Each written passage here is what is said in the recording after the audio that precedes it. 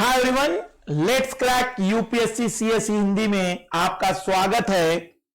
और हम अपने एनसीईआरटी सीरीज में अब हम ओशनोग्राफी समुद्र विज्ञान के बारे में चर्चा कर चुके थे। पिछले वीडियो में मैंने आपको बताया था कि समुद्र का जो भी स्ट्रक्चर है, जिसे हम मग्न तट, मग्न ढाल या जिसे हम कह सकते हैं कि मग्न तट, मग्न ढाल के अलावा गहन सागरीय मैदान भी हमें इसमें मिलते थे। अब हम चर्चा करेंगे इसी में समुद्र के तापमान और लवणता की, कि समुद्र में जो तापमान है कहां ज्यादा कहां कम, ऊपर सतह पर कितना, गहराई में कितना, और फिर लवणता पर हम चर्चा करेंगे और फिर आज के सवालों को भी देखेंगे। तो आइए शुरुआत करते हैं आज के क्लासेस की। भौतिक भूगोल के मूल सिद्धांत कक्षा 11वीं के पाठ्य पुस्तक का यह पहला भाग है।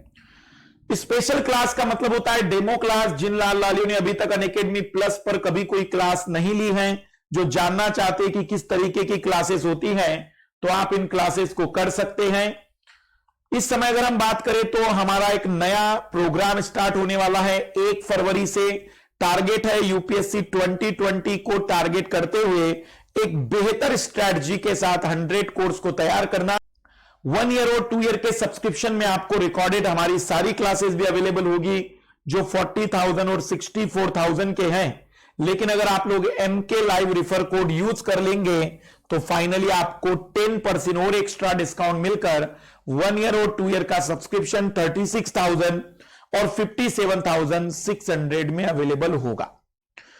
इसके लिए आपको अनअकैडमी लर्निंग ऐप डाउनलोड करना पड़ेगा। यूपीएससी सिविल सर्विस को सेलेक्ट करने के बाद आपको जितने महीने का सब्सक्रिप्शन लेना है उसे लेने के बाद रिफर कोड यूज करिए, 10% डिस्काउंट आपको मिलता रहेगा।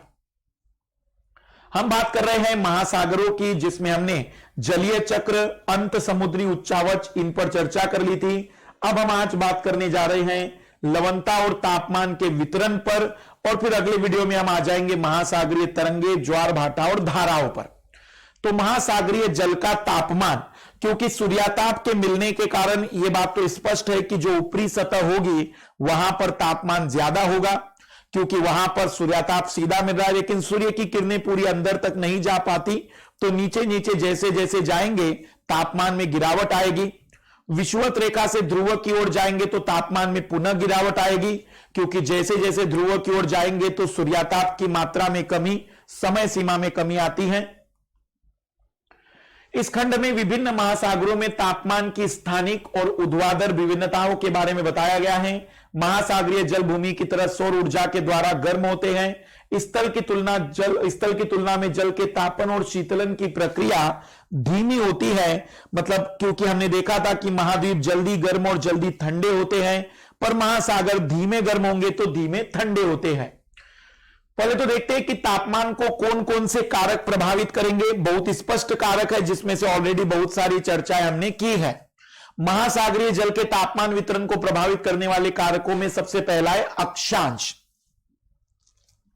ध्रुवों की ओर प्रवेशी सूर्य विकिरण की मात्रा घटने के कारण महासागरों के सतही जल का तापमान विषुवत से ध्रुवों की ओर कम होगा, इस बात में कोई डाउट नहीं है।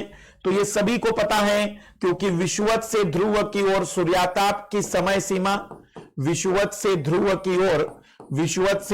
की ओर अगर हम जाएंगे तो सूर्याताप की मात्रा कम होगी, समय कम होगा। साथ ही साथ हम कहेंगे कि किरणें तिरछी होगी, तो किरणों के तिरछे होने के कारण भी बहुत से प्रभाव उत्पन्न होंगे। स्थल और जल का असमान वितरण, उत्तरी गोलार्ध के महासागर दक्षिणी गोलार्ध के महासागरों की अपेक्षा स्थल के बहुत बड़े भाग से जुड़े होने के कारण अधिक मात्रा में ऊष्मा प्राप्त करते हैं। तो पृथ्वी का जो उत्तरी गोलार्ध है वह जल्दी, उत्तरी गोलार्ध के जो महासागर है वो ज्यादा गर्म होंगे, जल्दी गर्म होंगे, क्योंकि महाद्वीपीय क्षेत्र ऊपर ज्यादा है, लेकिन नीचे महासागरीय क्षेत्र ज्यादा होने के कारण ना तो जल्दी गर्म होगा ना जल्दी ठंडा होगा। तो वहां पर उत्तरी गोलार्ध की तुलना में दक्षिणी गोलार्ध में कम ऊष्मा, ऊपर में ज्यादा ऊष्मा, क्योंकि वहां स्थलीय भाग ज्यादा है। तो स्थलीय भाग के संपर्क में आने के कारण जो महासागर वाला उत्तरी गोलार्ध का क्षेत्र होगा वो ज्यादा गर्म होगा। सनातन पवने का मतलब हुआ जो निश्चित व्यापारिक पवने, पछुआ पवने चलती हैं। स्थल से महासागरों की तरफ बहने वाली पवनें महासागरों के सतही गर्म जल को तट से दूर ढकेल देती हैं, जिसके परिणाम स्वरूप नीचे का ठंडा जल ऊपर की ओर आ जाता है।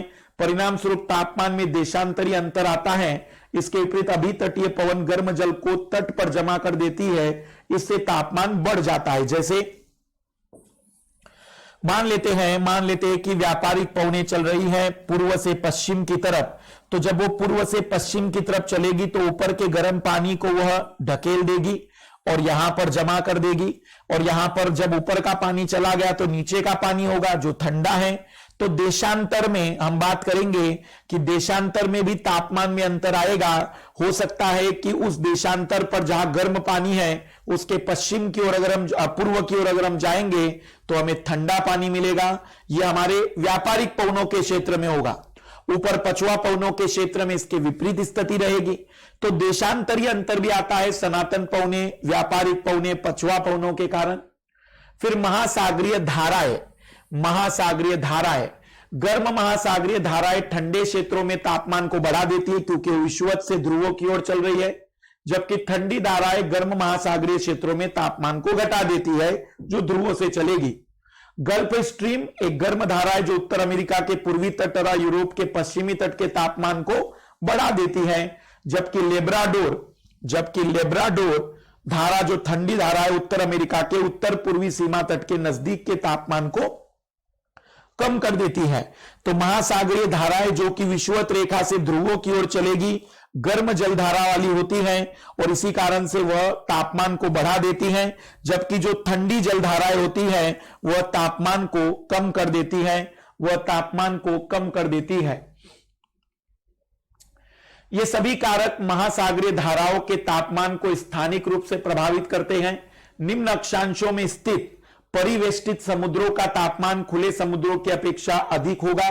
उसका कारण है क्योंकि एक ही दायरे में अगर है तो वह निश्चित तापमान या निश्चित समुद्र महाद्वीपों से ऊष्मा हमेशा ग्रहण करते चलेंगे। खुला समुद्र रहेगा तो आयतन बहुत बड़ा है, जबकि उच्च अक्षांशों में स्थित परिवेष्टित समुद्रों का तापमान खुले समुद्रों की अपेक्षा कम होगा, क्योंकि उच्च अक्षांशों का मतलब ध्रुवों के पास यदि कोई समुद्र घिरा हुआ है तो यहां पर तापमान कम रहेगा क्योंकि वो चारों तरफ से बर्फ से घिरा है, जबकि अगर वो खुला सागर है तो वहां पर गर्म जल धाराएं भी आ सकती हैं। तो इस कारण से खुले सागर में ऊपर तापमान ज्यादा होगा और बंद वाले में कम होगा, लेकिन नीचे वाले में यहां पर खुले सागरों में तापमान कम होगा जबकि बंद वाले में तापमान ज्यादा रहेगा।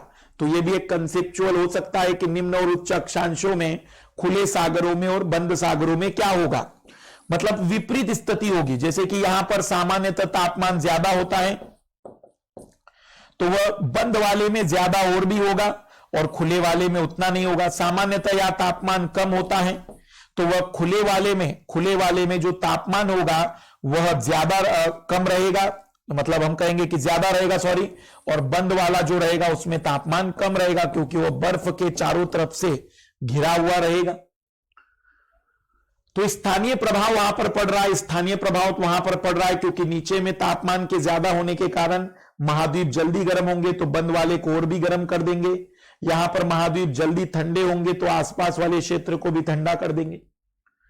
तो तापमान का ऊर्ध्वाधर और क्षैतिज वितरण, ऊर्ध्वाधर का मतलब हुआ कि अगर हम समुद्र में ऊपर से नीचे जाएंगे तो जो परिवर्तन होगा, और क्षैतिज का मतलब हुआ कि अगर हम विषुवत से ध्रुव की ओर जाएंगे तो तापमान का ऊर्ध्वाधर और क्षैतिज वितरण महासागरीय जल की तापीय गहराई का पार्श्व चित्र यह दिखाता है कि बढ़ती हुई गहराई के साथ साथ तापमान कैसे घटता है। पार्श्व चित्र महासागर के सतही जल और गहरी परतों के बीच सीमा क्षेत्र को दर्शाता है।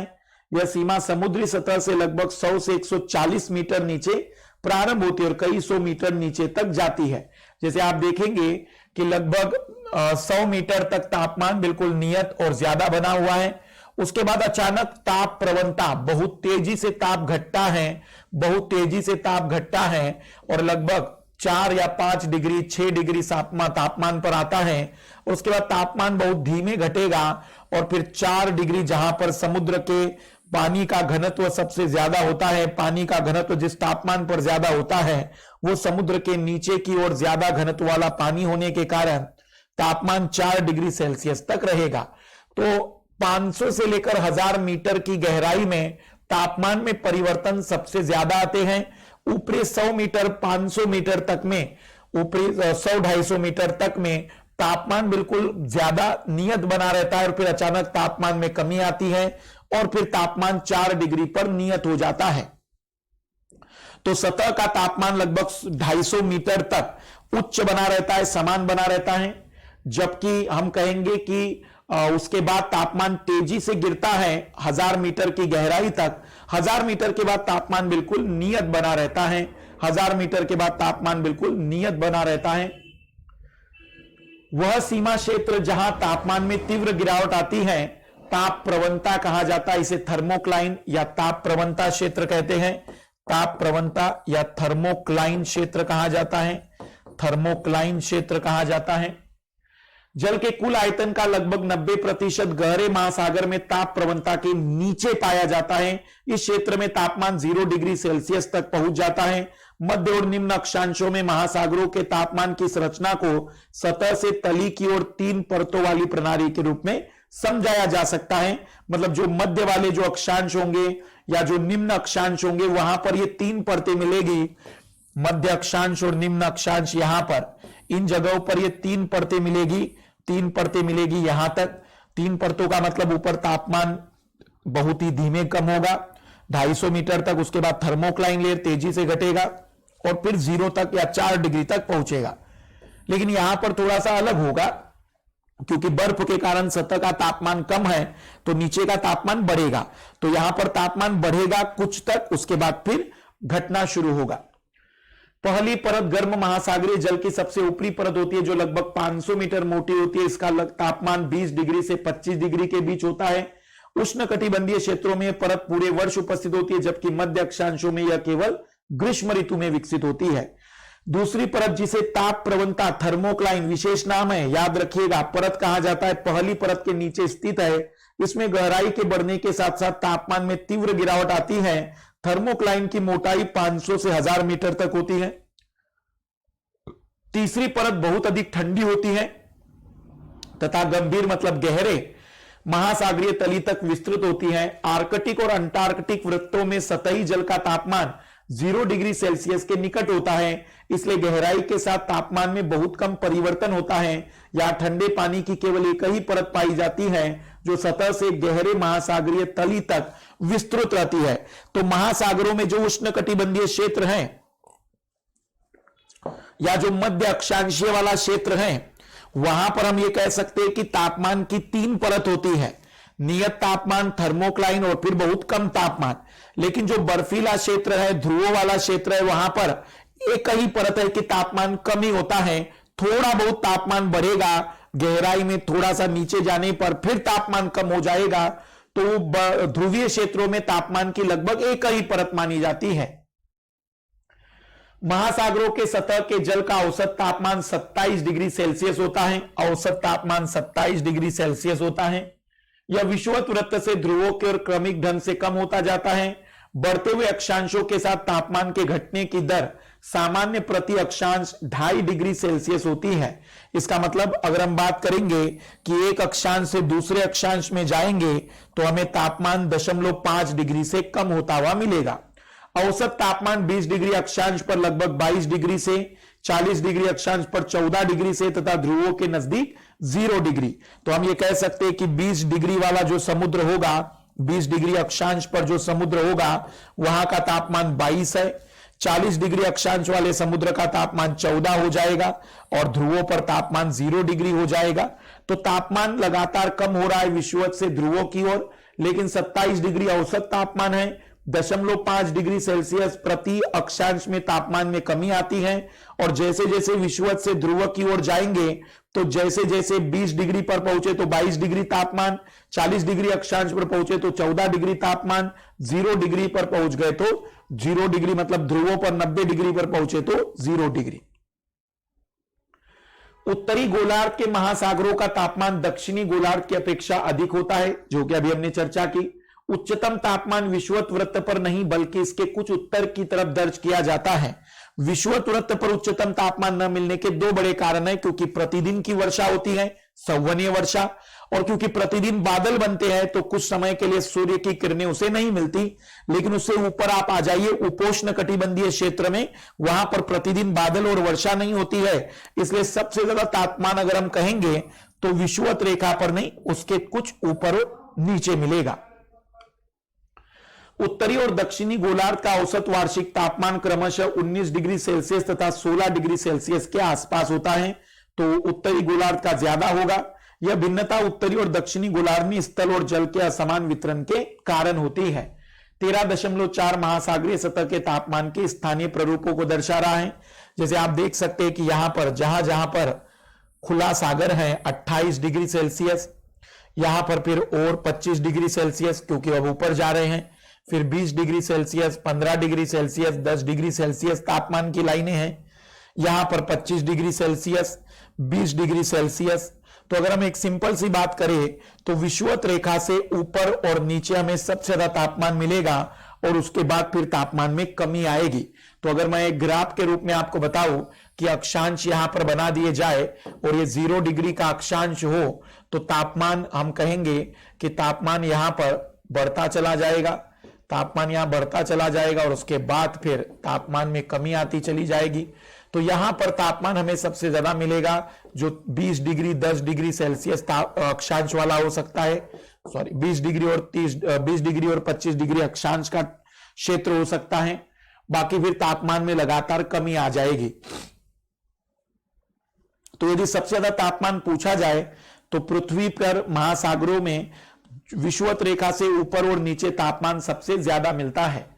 यह तथ्य भलीभांति जाना जाता है कि महासागरों का उच्चतम तापमान सदैव उनकी ऊपरी सतहों पर होता है क्योंकि वे सूर्य की ऊष्मा को प्रत्यक्ष रूप से ग्रहण करते हैं और यह ऊष्मा महासागरों के निचले भागों में संवहन की प्रक्रिया से पोषित होती है, संवहन की प्रक्रिया से पोषित होती है। परिणाम स्वरूप गहराई के साथ तापमान में कमी आने लगती है, लेकिन तापमान के घटने की यह दर सभी जगह समान नहीं होती। 200 मीटर की गहराई तक तापमान बहुत तीव्र गति से गिरता है तथा उसके बाद तापमान के घटने की दर कम हो जाती है। तो याद रखिएगा कि तापमान में 3-4 बातें बड़ी इंपॉर्टेंट है। सबसे पहली बात तो है कि सबसे ज्यादा तापमान विषुवत से ऊपर और नीचे मिलेगा। विषुवत रेखा पर और मध्य अक्षांशों पर समुद्र के अंदर तापमान की 3 परतें हैं, लेकिन सब ऊपर अगर अक्षांश में जाएंगे ध्रुवों की तरफ तो एक ही परत मिलेगी। फिर हमने एक और बात कही कि जैसे ही 20 डिग्री अक्षांश पर बात करें तो जो तापमान होगा वो 22 मिलेगा, 40 डिग्री अक्षांश पर 14 मिलेगा, ध्रुवों पर 0 डिग्री। प्रत्येक अक्षांश के बदलने पर 0.5 डिग्री से तापमान कम होता है। तापमान का ये जो परिवर्तन है, उत्तरी गोलार्ध में तापमान औसत ज्यादा होगा, नीचे कम होगा। 27 डिग्री सेल्सियस को औसत तापमान कहते हैं। उत्तरी गोलार्ध में 19 डिग्री, दक्षिणी गोलार्ध में 16 डिग्री औसत तापमान महासागरों का है क्योंकि स्थल और जल का वितरण अलग अलग है। अब हम चर्चा करने जा रहे हैं महासागरीय जल की लवणता की। अब हम चर्चा कर रहे हैं महासागरीय जल के लवणता की। चाहे वर्षा का जल हो या महासागरों का, प्रकृति में उपस्थित सभी जलों में खनिज लवण घुले हुए होते हैं। लवणता वह शब्द है जिसका उपयोग समुद्री जल में घुले हुए नमक की मात्रा को निर्धारित करने के लिए किया जाता है। इसका परिक्रम 1000 ग्राम समुद्री जल में घुले हुए नमक की मात्रा के द्वारा किया जाता है। क्यों? पानी था ये, 1 लीटर में क्यों नहीं निकाला, 1000 मिलीलीटर में क्यों नहीं निकाला हमने? मेरा सवाल आप समझ पा रहे हैं? आखिर वैज्ञानिकों ने समुद्र की लवणता का जो मापन किया वो प्रति 1000 ग्राम जल पर ही क्यों किया? क्यों इसे प्रति 1000 ग्राम मैं कहूं कि प्रति 1000 मिलीलीटर पर क्यों नहीं किया या 1 लीटर पर क्यों नहीं किया? तो मैंने इस पर चर्चा शायद सापेक्षिक आर्द्रता के समय भी की थी कि जो आयतन है वो ताप पर निर्भर करता है और जो द्रव्यमान है वो ताप पर निर्भर नहीं करेगा। तो जब हमने एक बार मेजर कर दिया तो वो उतना ही रहेगा। इसे प्राय प्रति 1000 भाग या पीपीटी पार्ट्स पर ट्रिलियन के रूप में व्यक्त किया जाता है। लवणता समुद्री जल का महत्वपूर्ण गुण है और 24.7 प्रति 1000, वो एक्चुअली टाइपिंग मिस्टेक हो सकती है, इसे ऐसे दर्शाएंगे 24.7 प्रति 1000 की लवणता को खारे जल की सीमांकित करने वाली उच्च सीमा माना गया है। खारे जल की सीमांकित करने वाली उच्च सीमा माना गया है। इसका मतलब ये होता है कि अंतिम लिमिट मानी जाती है खारे जल की, ये प्रतिशत है, सॉरी, फिर ये प्रतिशत है एक तरीके से। खारे जल मतलब खारा जल उसे कहेंगे जिसके अंदर लवणता इतनी मिलेगी। महासागरीय लवणता को प्रभावित करने वाले कारक, जैसे कि तापमान को प्रभावित कर रहे थे। महासागरों की सतह के जल की लवणता मुख्यतः वाष्पीकरण और वर्षण पर निर्भर करेगी। अब इसे तुम थोड़ा सा कॉमन सेंस में समझो। आप विषुवत से ध्रुव की तरफ जाएंगे, तापमान में कमी होगी, वाष्पीकरण कम होगा, तो वाष्पीकरण कम होगा तो वहां पर हम कहेंगे कि एक तरीके से स्वच्छ पानी, या हम कहेंगे कि बर्फ मिल रही है, तो वहां पर लवणता गिर जाएगी। अगर वर्षा ज्यादा होगी तो स्वच्छ पानी मिलेगा, लवणता कम हो जाएगी। पर अगर समुद्र बंद होगा तो लवणता बढ़ती चली जाएगी, क्योंकि वहां से उसका कोई संबंध किसी दूसरी जगह पर नहीं हो रहा है। महासागरों के सतह की जल की लवणता मुख्यतः वाष्पीकरण और वर्षण पर निर्भर करती है। तटीय क्षेत्रों में सतह के जल की लवणता नदियों के द्वारा लाए गए ताजे जल के द्वारा तथा ध्रुवीय क्षेत्र में बर्फ के जमने और पिघलने की क्रिया के सबसे अधिक प्रभावित होती है। तो तटीय क्षेत्र में मान लो कि स्वच्छ पानी, मतलब किसी नदी का मुहाना है, तो नदी का मुहाना अगर होगा तो स्वच्छ पानी ला रहा है, लवणता को गिरा देगा। यह बात बिल्कुल सही है कि जितनी लवणता वो नदियों ने लाई है, लेकिन नदियों ने लाखों वर्षों तक लवणता को जमा किया है। लेकिन अब उसके अंदर लवणता ज्यादा हो गई है, और जो नदियों ने जल अब लेकर आ रही है, उसके अंदर की लवणता कम है। तो जहां नदियां मिलेगी वहां पर लवणता में कमी आएगी। पवन भी जल को एक क्षेत्र से दूसरे क्षेत्र में स्थानांतरण करके लवणता को प्रभावित करती है। महासागरीय धाराएं भी लवण में विभिन्नता उत्पन्न करने में सहयोग करती है, क्योंकि गर्म और ठंडा पानी। जल की लवणता, तापमान एवं घनत्व परस्पर संबंधित होते हैं, इसलिए तापमान अथवा घनत्व में किसी भी प्रकार का परिवर्तन किसी क्षेत्र की लवणता को प्रभावित करता है। लवणता की अगर हम बात करें तो लवणता जो हमारे सागरों में मिलती है उसमें क्लोरीन, सोडियम 100% में सबसे ज्यादा परसेंटेज, 100% में सबसे ज्यादा परसेंटेज हम अगर बात कर रहे हैं, 100% नहीं, सॉरी, जो लवणता सागरों की मिलती है 35/1000 में, हम उसमें बात कर रहे हैं कि जो 18 हिस्सा है उसमें जो 18 भाग है वो क्लोरीन का है, फिर सोडियम का है, फिर सल्फेट का है, फिर मैग्नीशियम का है, फिर कैल्शियम का है। तो सीक्वेंस याद रखिएगा। अभी इसमें शुरुआत के 4 ही याद रखेंगे तो भी चल जाएगा। क्लोरीन, फिर सोडियम, क्योंकि NaCl ही सबसे ज्यादा मिलता है, फिर उसके बाद सल्फेट और फिर मैग्नीशियम। तो शुरुआत के 4 जरूर याद रखिएगा। जो लवणता मिलती है उसमें 18.97 हिस्सा केवल क्लोरीन का और सोडियम का 10, मतलब समुद्रों में सबसे ज्यादा मात्रा में मिलता है NaCl। लवणता का क्षैतिज वितरण सामान्य खुले महासागर की लवणता 33/1000 से 37/1000 के बीच में होती है। ये प्रति हजार है। चारों तरफ स्थल से घिरे लाल सागर में यह 41/1000 है, लाल सागर में, रेड सी में। जबकि आर्कटिक और ज्वार नद संगम में मौसम के अनुसार लवणता 0 से लेकर 35/1000 होती है। इसका मतलब यह हुआ कि आर्कटिक क्षेत्र में क्योंकि बर्फ है और ज्वार नद मुख का मतलब होता है जहां नदी का मुहाना मिलता है। गर्म तथा शुष्क क्षेत्रों में जहां वाष्पीकरण उच्च होता है, कभी कभी वहां की लवणता 70/1000 भी पहुंच जाती है, क्योंकि वाष्पीकरण में जल वहां से गायब होगा तो उसके अंदर जो लवण थे अब वो कम पानी में मिलेंगे तो लवणता बढ़ जाएगी। प्रशांत महासागर के लवणता में भिन्नता मुख्यतः इसके आकार एवं बहुत अधिक क्षेत्रीय विस्तार के कारण है। उत्तरी गोलार्ध के पश्चिमी भागों में लवणता 35/1000 में से कम होकर 31/1000 हो जाती है, क्योंकि आर्कटिक क्षेत्र का पिघला हुआ जल वहां पहुंचता है। तो उत्तरी गोलार्ध के पश्चिमी भागों में जो लवणता है वो 35,000 में से कम होकर 31,000 हो जाती है, क्योंकि आर्कटिक क्षेत्र का पिघला हुआ जल उस जगह पहुंच रहा है ठंडी जलधारा के रूप में। तो जहां ठंडी जलधारा होगी वहां लवणता कम हो जाएगी। इसी प्रकार 15 से 20 डिग्री दक्षिण के बाद यहां तक 33/1000 तक लवणता घट जाती है। अटलांटिक महासागर की औसत लवणता 36/1000 है, 36/1000 है। नोट कर लीजिएगा ये फैक्ट अटलांटिक महासागर का। उच्चतम लवणता 15 से 20 डिग्री अक्षांश के बीच दर्ज की जाती है, जहां तापमान भी सबसे ज्यादा है क्योंकि वहां वाष्पीकरण ज्यादा हो रहा है, वहां वर्षण कम हो रहा है, वाष्पीकरण ज्यादा, वर्षण कम हो रहा है, गर्म जलधारा है, गर्म जलधारा है। इस कारण से हम कहेंगे कि 15 से 20 डिग्री अक्षांश सबसे ज्यादा लवणता का क्षेत्र है। अधिकतम लवणता 20 डिग्री उत्तरी और 30 डिग्री उत्तरी तथा 20 डिग्री पश्चिमी, 60 डिग्री पश्चिमी के बीच पाई जाती है। इसका मतलब सबसे ज्यादा जो लवणता मिलेगी वो 20 से 30 डिग्री उत्तरी और पश्चिमी 20 डिग्री से 60 डिग्री, 20 डिग्री से 60 डिग्री पश्चिमी देशांतर। मतलब ये जो क्षेत्र है यहां पर लवणता सबसे ज्यादा मिलती है, यहां पर लवणता सबसे ज्यादा मिलती है। उच्च अक्षांश में स्थित होने के बावजूद उत्तरी सागर में उत्तरी अटलांटिक प्रवाह के द्वारा लाए गए अधिक लवणीय जल के कारण अधिक लवणता मिलती है। वैसे उत्तरी सागर में या उत्तरी अटलांटिक प्रवाह में जो लवणता मिलती है उसके बहुत सारे कारक भी है, क्योंकि ये गर्म धारा है, वाष्पन करेगा। बाल्टिक समुद्र की लवणता कम होती है क्योंकि इसमें बहुत अधिक मात्रा में नदियों का पानी प्रवेश करता है। भूमध्य सागर की लवणता उच्च वाष्पीकरण के कारण अधिक होती है क्योंकि भूमध्य सागर भी एक घिरा हुआ सागर है, मेडिटेरियन सी। काले सागर की लवणता नदियों के द्वारा अधिक मात्रा में लाए जाने वाले ताजे जल के कारण कम हो जाती है। हिंद महासागर की औसत लवणता 35 है।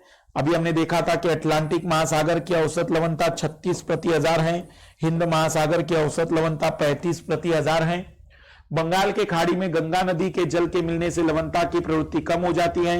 इसके विपरीत अरब सागर की लवणता उच्च वाष्पीकरण और ताजे जल की कम प्राप्ति के कारण अधिक है। सबसे ज्यादा लवणता जो इस किताब में दी है मृत सागर में, वैसे आपको बताया था मैंने एक वीडियो में कि सबसे ज्यादा लवणता अब जो मिलती है, जो नए प्लेसेस मैंने लिखवाए थे, पर इस किताब के अनुसार मृत सागर में 238 प्रति हजार, वान झील जो टर्की में मिलती है 330 प्रति हजार, ग्रेट सॉल्ट लेक में 220 प्रति हजार तक की लवणता है। और ये लवणता को दर्शाने वाली लाइनें हैं, लवणता को दर्शाने वाली लाइनें हैं 36, 37, 35, ये लवणता को दर्शाने वाली लाइनें हैं। वास्तव में इस एनसीईआरटी ने लवणता को समझाया बड़ा अच्छा है, लेकिन वितरण का एक फ्लो नहीं बनाया है, तो घबराइएगा नहीं, मैंने लवणता को बहुत डिटेल में पढ़ाया है। अगर आप लोग क्लाइमेटोलॉजी में के बाद ओशनोग्राफी देखेंगे तो उसमें मैंने लवणता को बढ़िया से समझाया था, एक बार उस वीडियो को जरूर देख लीजिएगा। लवणता का ऊर्ध्वाधर वितरण, अब हम देख रहे हैं कि ऊपर से नीचे जाने पर क्या होगा। ऑब्वियसली नीचे जाएंगे तो पानी जो है 4 डिग्री कम तापमान वाला पानी है तो लवणता घटेगी। गहराई के साथ लवणता में परिवर्तन आता है, लेकिन इसमें परिवर्तन समुद्र की स्थिति पर निर्भर करता है। सतह की लवणता जल के बर्फ या वाष्प के रूप में परिवर्तित हो जाने के कारण बढ़ जाती है, ताजे जल के मिल जाने से घटती है, जैसे कि नदियों के द्वारा। गहराई में लवणता लगभग नियत होती है क्योंकि वहां किसी भी से पानी का ह्रास या नमक की मात्रा में वृद्धि नहीं होती। महासागरों के सतही क्षेत्रों और गहरे क्षेत्रों के बीच लवणता में अंतर स्पष्ट होता है। कम लवणता वाला जल उच्च लवणता वाले व घनत्व वाले जल के ऊपर स्थित होता है। लवणता साधारणतः गहराई के साथ बढ़ती है तथा एक स्पष्ट क्षेत्र जिसे हेलोक्लाइन कहा जाता है में तीव्रता से बढ़ती है। लवणता समुद्री जल के घनत्व को प्रभावित करती है तथा महासागरीय जल के स्तरीकरण को प्रभावित करती है। यदि अन्य कारक स्थिर हो तो समुद्री जल की बढ़ती लवणता उसके घनत्व को बढ़ाती है। उच्च लवणता वाला समुद्री जल प्राय कम लवणता वाले जल के नीचे बैठ जाता है, इससे लवणता का स्तरीकरण हो जाता है। मतलब जो ज्यादा लवणता वाला पानी होगा वो भारी रहेगा तो नीचे आ जाएगा, ज्यादा कम लवणता वाला जो पानी होगा वो ऊपर रहेगा। तो जैसे कि हम अगर बात करेंगे ध्रुवों पर जो लवणता होगी ऊपर कम होगी, नीचे ज्यादा होगी, लेकिन जो मध्य अक्षांश जहां लवणता सबसे ज्यादा मिलती है वहां लवणता ऊपर ज्यादा होगी, नीचे कम होती चली जाएगी। सामान्यतः नीचे जाने पर लवणता कम होगी, उसका सबसे बड़ा कारण है तापमान में गिरावट। आइए सवालों को देखते, उस तत्व की पहचान करें जो जलीय चक्र का भाग नहीं है। तो अगर हम बात करें कि जो जलीय चक्र का भाग नहीं है, वाष्पीकरण है, वर्षण है, जल योजन नाम की कोई शब्द हमने नहीं पढ़ा था, तो ये जलीय चक्र का भाग नहीं है। महाद्वीपीय ढाल की औसत गहराई निम्नलिखित के बीच, ढाल कह रहा है वो तट नहीं है, ढाल है।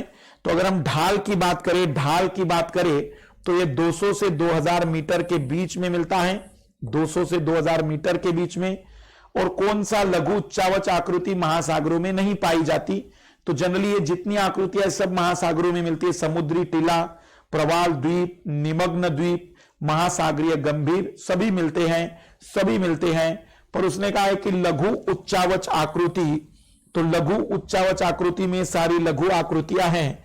हम महासागरीय गंभीर को, गर्तों को लघु आकृति के रूप में नहीं कह सकते, लेकिन मेरे हिसाब से इसमें कोई आंसर नहीं होना चाहिए।